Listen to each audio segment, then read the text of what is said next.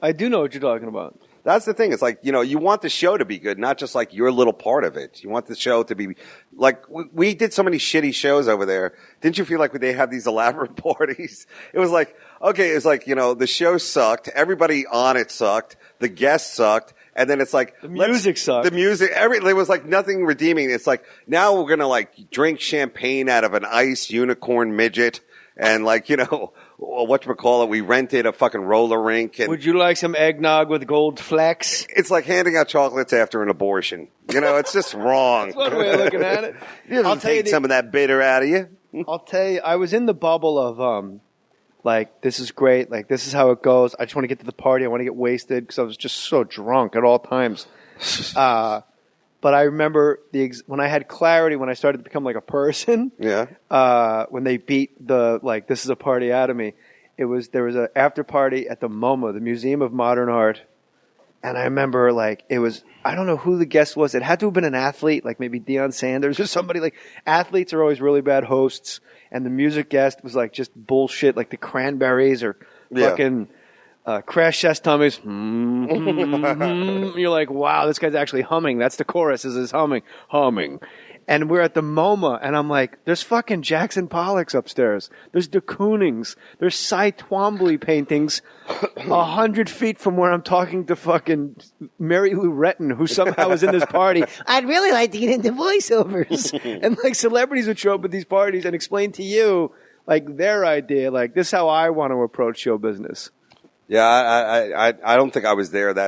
I just remember just these incredible, like, that's the, celebrity table, and then this is the players table, and then, like, the writers, like, we're all just kind of milling around. And then the crew guys were, like, 5 deep at the bar, drinking like blow. It was oxygen. Like, they work so hard during the week. Like, you don't even think on a show. That's pretty. I think that's kind of interesting. Is we've been talking for probably half hour about like me, you, Laura, Norm, and Sandler, and put your weed in it, and that, and the structure, and this. You never once think about like that guy that drives in from Plainfield, New Jersey, to operate the jib camera, and Davey is fucking yelling at him from the booth, like, "How do you miss a shot like that? You work one night a week. Get it together." Yeah, those guys work hard. That was like hardcore union, dude. Like if those guys left, still there. Like who would give up that gig? I mean, honestly, Dick So and Bob Van Rye, the stage managers. See, I really don't have like the same. I know that was like really. I mean, how old were you when you were there? 23. Yeah, so you like that. That's like your whatchamacallit. Your breaking away. Your like moment. Your college, because you didn't go to college, so that but was. Don't you think that from that show, you in any sitcom situation, or like when you're doing Dave Does Porn on Showtime, which by the way, we want to get to that because that shit was hilarious. No, I think this is better to work out the problems of SNL. And anybody listening, you have to watch Dave Loves Porn on Showtime. Yeah. It is certainly unique, and how about this? It stars Dave Attell. That's all you need to know is Dave Attell's on television, and you can watch it on Showtime. And there's lots of porn. The hedgehog sucking his own dick. Retro and hairy. That's the way we like it over there. But thanks, Jay. I mean, that's the name of your album? That'll be the next one. Retro and hairy. But you know what I want to say is like, see, you're an actor guy. I'm not. I'm best. Everything I've done, I'm best unscripted. Kind of like just like because I'm best like in a late night club situation where like some douchebag screams something out at you. There's a table of drunks. Like that's kind of how I was raised. So like the situations, those kind of situations work best like in the Insomniac thing on the street or like Dave's Old Porn where you get to like kind of banter and riff with the other comics that are on the show and. The episode of Dave's Old Porn, by the way, Dave Attell, January 14th is going to be at the Borgata Casino on the Antisocial Tour with Jim Norton. Artie Lang will be there. And Doug Stanhope. The Four Horsemen. You guys are. That's what you should have named it. The we Four come Horsemen. out wearing cowboy hats. Which ones? Who would be Pestilence in that group? You. We all come out in a cloud of filth. You know what it really is like we should all come out wearing the rags of our last special.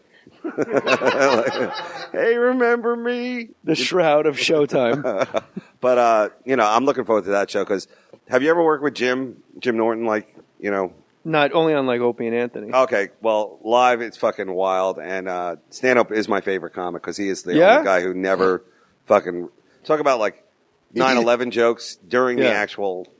And he like really walks the walk. Like he lives in the outskirts of Tucson, up in the woods someplace. Yep, he lives like in Arizona. Art Bell of comedy. He lives in like a town where there's like 1 million people know how to breathe fire and like blow glass, but there's very few people who know how to like hook up a computer. You know, one of those things like, we don't deal with the fucking 21st century here. It's like, I'll make you a candle out of, Look, I'm a second level mage.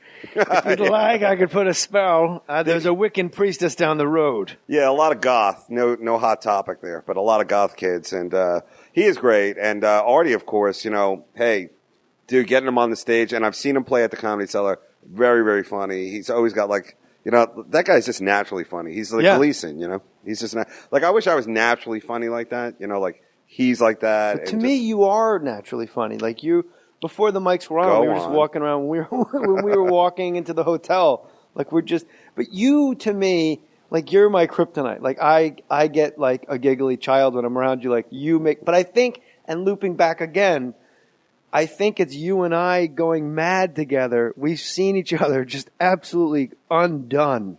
Oh, yeah. Well, that you and I at one point were going so insane that we were able to make each other enraged or go into hysterics with sounds.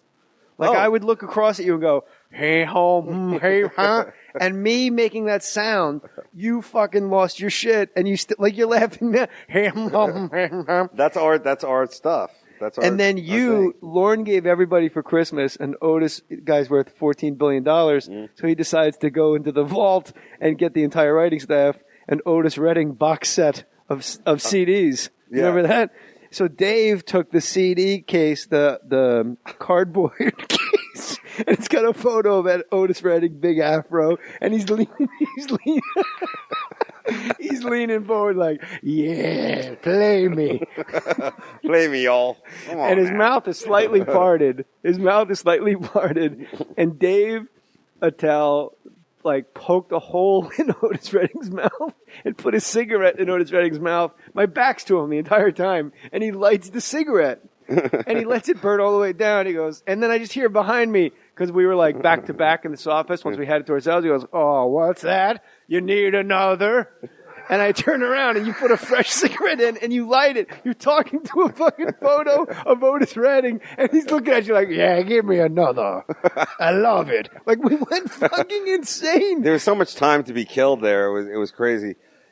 Here's the coolest thing that you ever said to me there, where we were running into, like, there were so many important meetings that led to nothing. Like, quick, Lorne needs to see everybody. Put on a fucking sailor hat for some reason. Like, it was like, a DEFCON 9. Whoa, watch out. Wax your asshole. Swab the deck. So, but one time we were running down the hallway and they have all these pictures of SNL of all the old casts, like The Shining, of like all these, like, the weird casts. And Jay's ahead of me, like we're all rushing in there for some important fucking LaToya Jackson fucking thing. And Jay goes, look at that. And I'm like, what is that? And you're like, that's who is it? Downey. Jim Downey. Oh, Jim Downey. That's Jim Downey. He was on this show. Imagine how he feels now. Like he was the head writer of there for like 35 years or something like that. Yeah. It was like his post office. Like, I'm just killing time. But he like was a frustrated dude, right?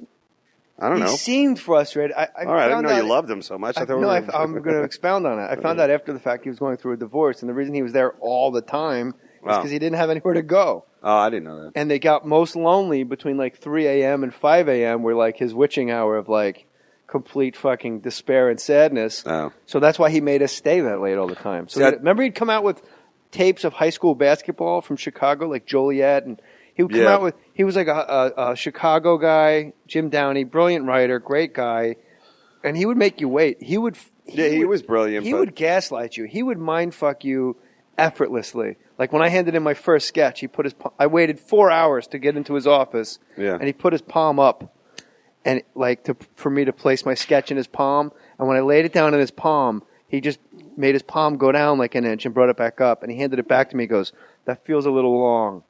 That was my entire meeting with Jim Downey, but he was right. I mean, he was right. He was all those things. I would have known that if he had talked to me, Jay. Yeah, no, I'm with you. I was like one of the untouchables, like in India. Please, sir.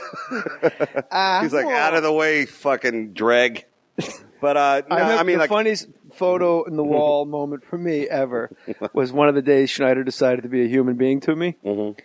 Was I said something like, it doesn't oh, no. We were writing a sketch. It was one of the Psychic Friends Network sketches. And I said, well, we could have Franken play. And I just named Al Franken could play like some crazy celebrity. And he goes, no, man, you're not putting fucking Franken in the sketch, man. No way. And I go, why not? And he like leaves his desk and motions for me to follow him. And Schneider walks me all the way down the hallway, down by like Marcy Klein's office. And he points to the wall. And it's a photo of the the second season when they're having the slave sale. The white sale, Garrett Morris is selling white people, and it's Bill Murray with like his gut out, and Belushi like they don't like picking his gut. I remember that. Yeah. And on the end is Franken, Al Franken standing there flexing his arms as hard as he can, and like you could tell from the photo, he's like, like really overdoing it, like he's like the suave cool guy. And Rob Schneider just points to Al Franken in that fucking 26-year-old photo. He goes, that's why you don't put Franken in your fucking sketch. Look at that shit, man. Well, here's something that I never said to anybody, which is like, I got the tap to be on that show, which I thought like, it was like, oh, SNL, this is the big deal. Or Conan was just starting like the same year, and like I knew like hindsight, I should have went to Conan, because that would have been better for my style of comedy. Because like there, it wasn't like this whole like fucking the sketches. There, it's just like we need like the dancing, masturbating bear, like bang, like that kind of stuff is great. Like I'm better at that kind of stuff than definitely. I am. And that was completely off the table once you left SNL. There was no. Yeah, no. At that point, it was like whatever. But he's pretty loyal, it seems, to those guys like Steve Sweeney and Jonathan Groff was there for a long time. And Louis also started the same year that we. Whenever I would do Conan, it'd be like 5 years in between. Not 5, but it's always the same guy. It seems to be. Oh, you mean behind the his writers? Yeah. Well, Sweeney is his head guy, Mike Sweeney. There's just some guys like you see them on stage. Like Mike Sweeney was always like pretty funny, and then he's a great guy.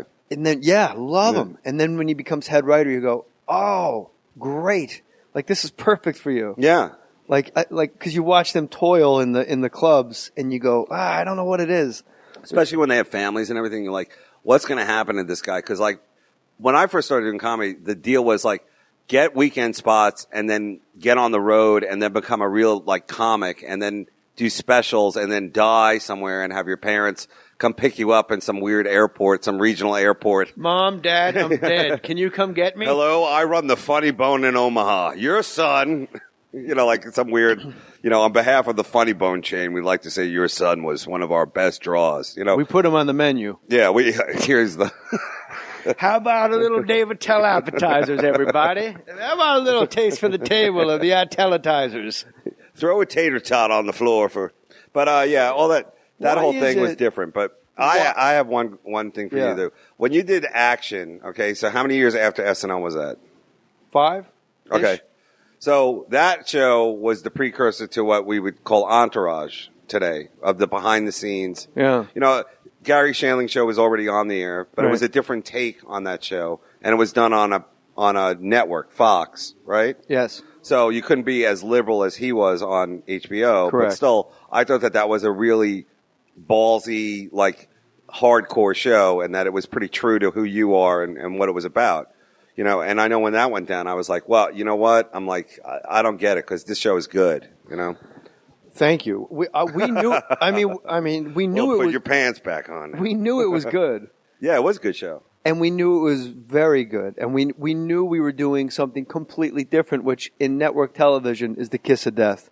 Something, and I don't know if you've noticed this from ever pitching shows, and it took me probably a dozen pitches to realize something, and this goes against conventional wisdom, something a network never wants to hear is, this has never been done before. That's scary. That is fucking, you're done. You got to just cobble it together like, well, it's kind of like MASH and Barney Miller. Mm-hmm. And they go, oh, even if they know what you're talking about, they go, oh. But Action was great, and I get a lot of tweets of people saying, like, why don't you talk more about Action? So thanks for bringing it up. I'm going to bring it up even some more. Yes. And you know what? That was the last show that had no, whatchamacallit. There was no laugh track, right? No. So that was cool. And also, it was a cool cast. Like, who are the other two? Ileana Douglas, Buddy Hackett. Yeah. Buddy Hackett. Yeah, that's what I wanted to say. And then we had, like, Keanu Reeves was in the pilot because Joel Silver, I was doing like these movies, like 200 Cigarettes and Suicide Kings, and I was kind of like middling about in this film middle class, and then I kept turning it down. I didn't want to do TV. Like I thought, like we know now, like it doesn't fucking matter. It doesn't matter. Get your check, pay your mortgage, get the fuck out of here. And then, why you gotta curse so much? Do it on your friends. That's all. Just do it on your friends.